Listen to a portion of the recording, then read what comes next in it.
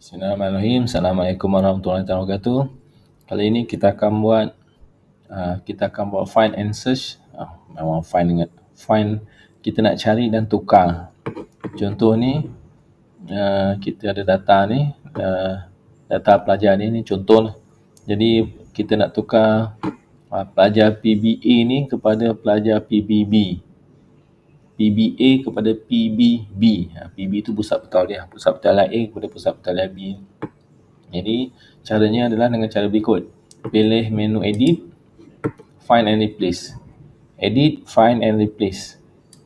Pilih di sini kita type, kita nak tukar tadi PBA kepada PB, contoh PBB. Okey, kita tukar yang sheet yang ni je lah.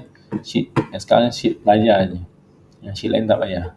Jadi kat sini nak type match, nak tick yang match case ke, nak match entire cell content ke, ataupun search using regular expression boleh, atau also search within formulas.